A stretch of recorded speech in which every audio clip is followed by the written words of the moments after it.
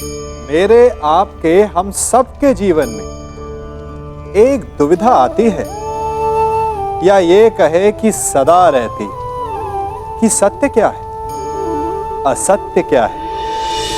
अधिकतर मनुष्य सोचते हैं कि जिसे हमने अपने कानों से सुना, जिसे अपनी आंखों से देखा, जिसे अपनी इंद्रियों से जाना, वही सत्य है।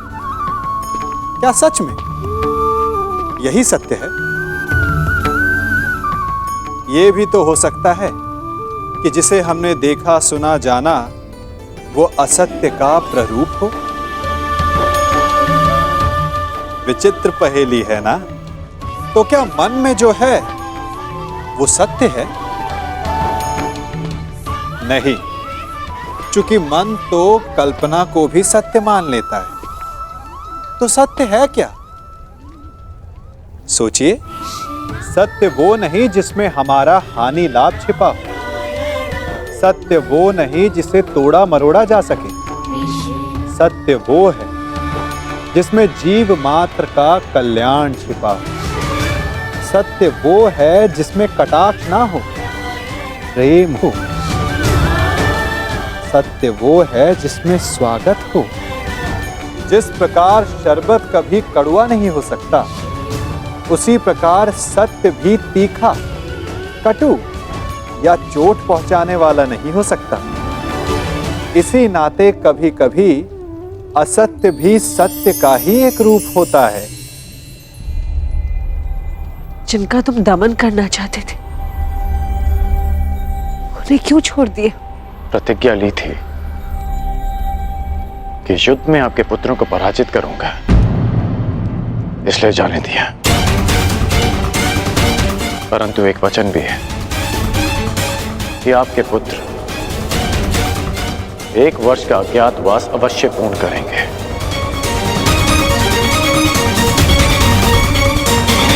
आज्ञा दीजिए माताश्री।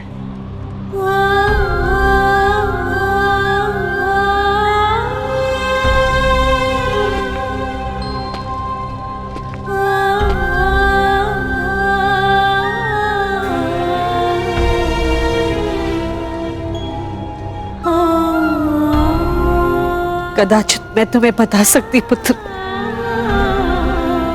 कि तुम सबसे ज्येष्ठ कौनते हो। हे भगवान, एक वरदान को क्यों मेरे लिए अभिशाप बना डाला तूने?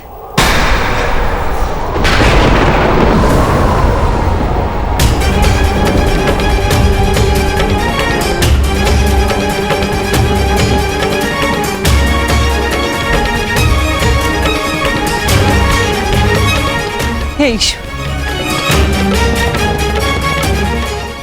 कौन सा संकट आने वाला है मेरे पुत्रों पर?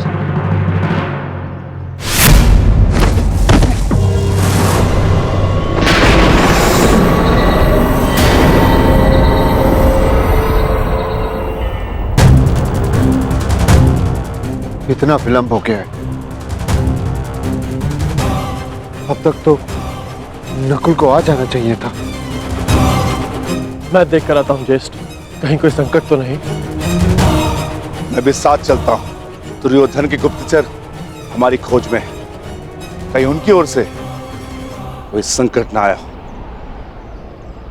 यदि शत्रुदल से कोई हुआ तो ज्येष्ठ, उन्हें तो मैं स्वर्ग लोक भेज कर ही आऊंगा।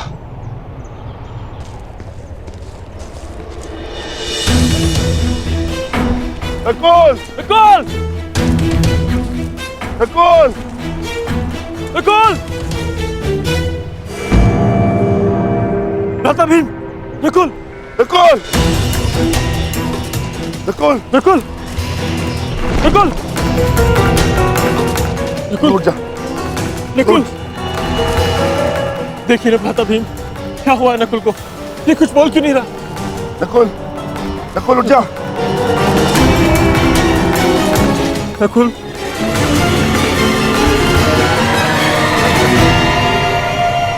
कौन छिपाए यहां? किसने मेरे अनुज नकुल पर प्रहार करने का साहस किया है? नहीं मुझे ललकारता हूं, मैं कहता हूं सामने आ। आज तुम्हारा नाश तो निश्चित है। नकुल,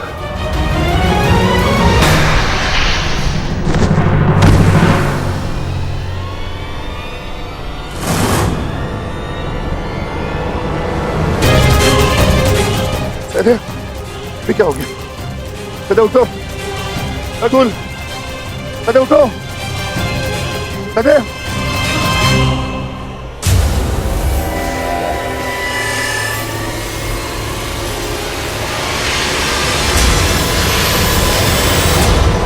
दादा भीम!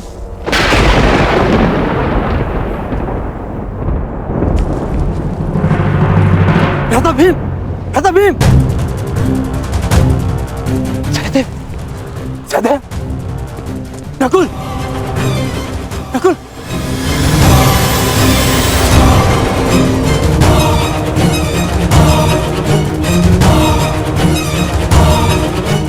जो महाबली भीम को गिरा सके वो किसी सामान्य मनुष्य की वश की बात नहीं। तुम अवश्य कोई मायावी हो, तुम जो भी हो, यक्ष, किन्नर, गंधर्व, मायावी, पिशाच, प्रेत, मेरे समक्ष प्रस्तुत हो और मेरे भाइयों को जीवित करो, अन्यथा अपने प्राण देने के लिए तत्पर हो जाओ।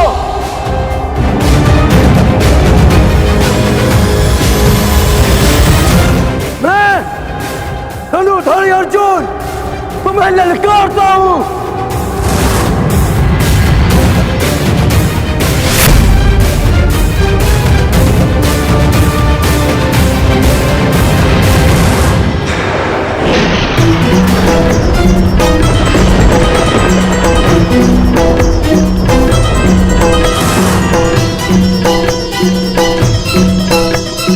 पांचाली,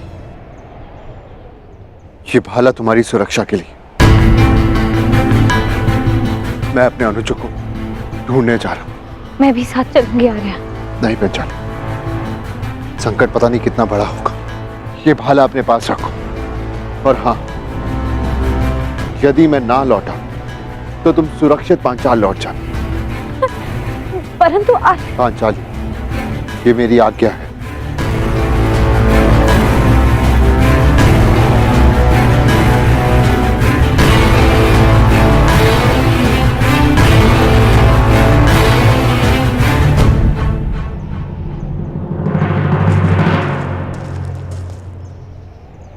नकुल!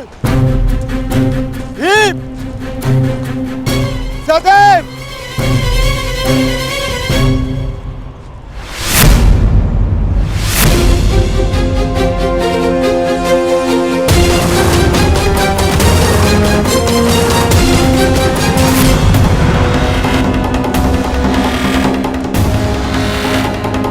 भीम! भीम! उठो भीम! सहदेव! सहदेव! नकुल, आंखें खोलो! अर्जुन! अर्जुन, अपनी आंखें खोलो अर्जुन! उठो मेरे अनुजो! उठो! उठो अनुजो, उठो!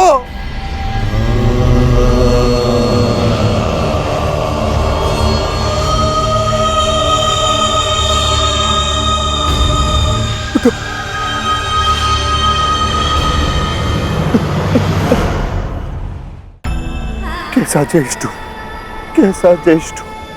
युद्ध में हारे जाने के पश्चात भी जिन्होंने मुझ पर अपना विश्वास नहीं हारा,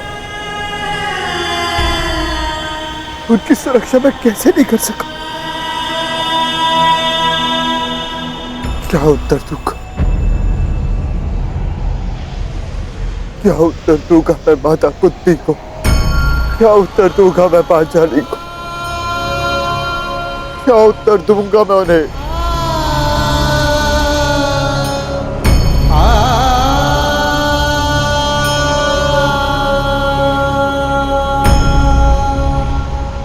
मैं नहीं चाहता कि आप कहो, परंतु मैं ये चाहता कि मेरे अनुजों की हत्या में आपका हाथ अवश्य, आप अदृश्य अवश्य है, परंतु मैं ये जानता हूं कि आप मुझे सुन और देख अवश्य सकते हैं। तो आप ये भी सुन लीजिए, या तो ये युधिष्ठिर अपने अनुजों को अपने साथ लेकर जाएगा या इसी सरोवर के तट पर अपने प्राण दे देगा। कृपा करके बताएं कि आप कौन है? मैंने तुम्हारे भाइयों की हत्या की है और तुम्हारे भाइयों का वध हुआ क्योंकि वो इसी के पात्र थे। उन्होंने मेरी आज्ञा की अवहेलना की थी। मेरे प्रश्नों का उत्तर दिए बिना मेरे सरोवर का जल लिया और युद्ध करने को प्रस्तुत हुए। अब तुम्हारी बारी है युधिष्ठिर। मेरे प्रश्नों का उत्तर दोगे या युद्ध का आह्वान? बिना शत्रु को जाने, बिना उसका मंतव्य पहचाने युद्ध करना धर्म नहीं। इसीलिए समक्ष प्रस्तुत होकर आप मुझे बताएं कि आप कौन हैं?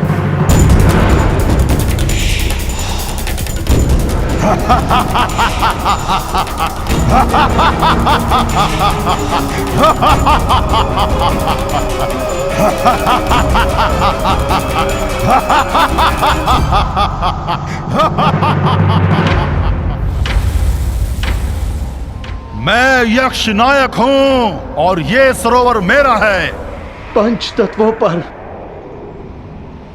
केवल परमेश्वर का अधिकार है, तो फिर इस जलाशय के जल का उपयोग करने से आप किसी को कैसे रोक सकते हैं? ऐसे कैसे किसी के प्राण ले सकते हैं आप? उत्तर दीजिए। मैं व्यर्थ विवाद नहीं करता हूं युधिष्ठिर। धर्मराज हो, इतना तो समझते हो ना कि बिना किसी की अनुमति लिए किसी की वस्तु का प्रयोग करना चोरी है और मैंने चोरों को दंड दिया है। परंतु तुमने यहां आकर ना मेरी संपत्ति पर दृष्टि डाली और ना मुझे युद्ध के लिए ललकारा। अभी तो तुमने मेरा आह्वान किया, इसलिए मैं तुम्हें एक अवसर देता हूं। मुझे मेरे प्रश्नों का उत्तर दो और मैं तुम्हारे एक भाई को जीवित कर दूंगा। बोलो, स्वीकार है?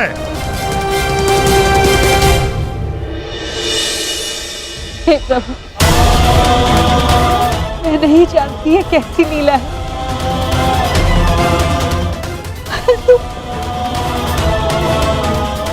इस मां की परीक्षा मत लो। मेरे पुत्रों की रक्षा करो प्रभु, मेरे पुत्रों के। अपने भाइयों के पश्चात मुझे अपने जीवन का कोई मोह नहीं है महोदय।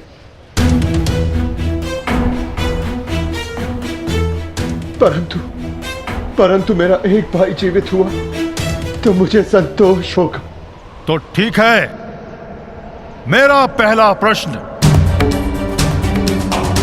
मनुष्य का सबसे बड़ा धर्म क्या है? मनुष्य का सबसे बड़ा धर्म अपना लक्ष्य पूरा करना है। और उसका लक्ष्य क्या है? अपना कर्तव्य पूरा करना। मनुष्य में कितने वर्ण हैं और प्रत्येक वर्ण का कर्तव्य क्या है? मनुष्य में 4 वर्ण हैं, ब्राह्मण, क्षत्रिय, वैश्य, शूद्र। ब्राह्मणों का कर्तव्य है केवल वेद पाठ करना ही नहीं, बल्कि धर्म को जनमानव में बसाना भी है। क्षत्रिय का कर्तव्य पराक्रम से धर्म की रक्षा करना है। वैश्य का कर्तव्य आर्थिक उन्नति करना है और शूद्र का कर्तव्य सेवा करना। परंतु इन चारों कर्तव्यों से बड़ा भी एक कर्तव्य है, वो है प्रत्येक मनुष्य का हित करना। क्षत्रिय हो, वैश्य हो या शूद्र हो, यदि वो जनहित नहीं कर सकता तो वो मनुष्य नहीं है। उत्तम युधिष्ठिर,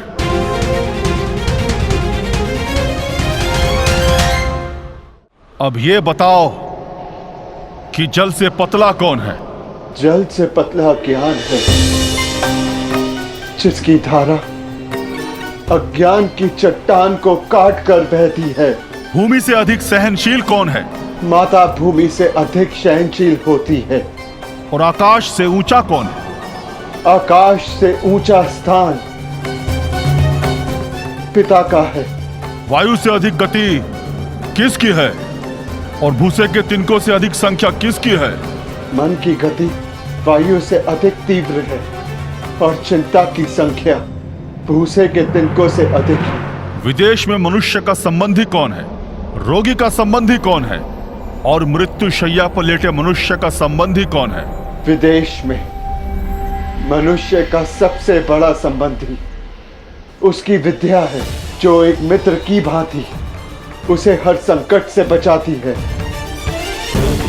रोगी का संबंधी उसका चिकित्सक है,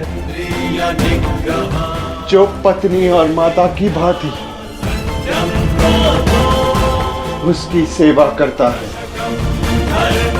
और मरने वाले का संबंधी केवल धर्म और दान है, उसके सत्कर्म है, जो मरने के पश्चात उसके साथ जाते हैं। क्या है जिसके नाश से मनुष्य सबका प्रिय बन जाता है?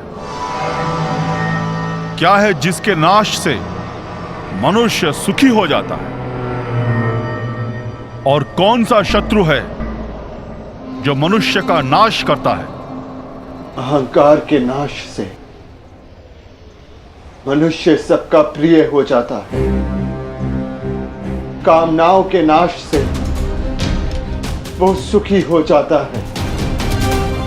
और वो शत्रु जो मनुष्य का नाश करते वो क्रोध है। अंतिम प्रश्न युधिष्ठिर, बताओ संसार का सबसे बड़ा आश्चर्य क्या है? मनुष्य प्रतिदिन सहस्त्रों को जन्म लेते हुए देखता है, सैकड़ों को मरते हुए देखता है, जो जानता है कि उसे भी एक दिन मर जाना है, फिर भी सदा जीने की चाह रखता है। ये संसार का सबसे बड़ा आश्चर्य है। तुमने मुझे संतुष्ट किया युधिष्ठिर, मैं प्रसन्न हुआ। बताओ तुम्हारे किस भाई को जीवित करूं? भीम को या अर्जुन को? ये दोनों महाबली हैं, तुम्हारी रक्षा कर सकते हैं। मनुष्य की रक्षा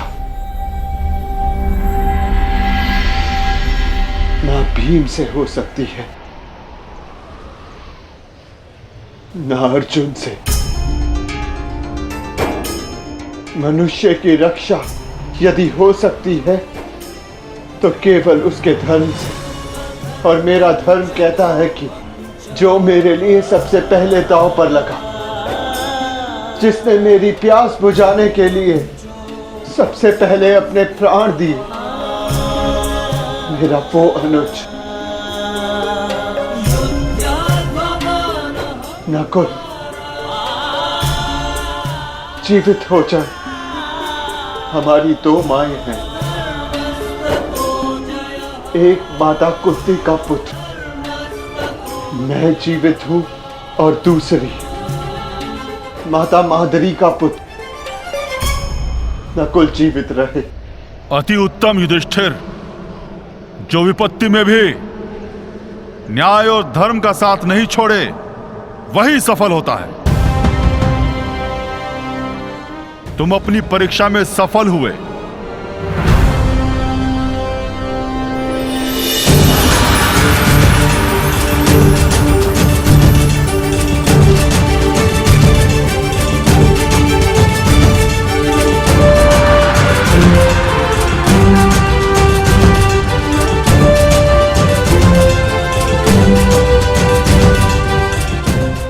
मैं पूरा संसार जीत के मेरे पांचों भाई मेरे साथ हैं। मुझे किसी की कामना नहीं।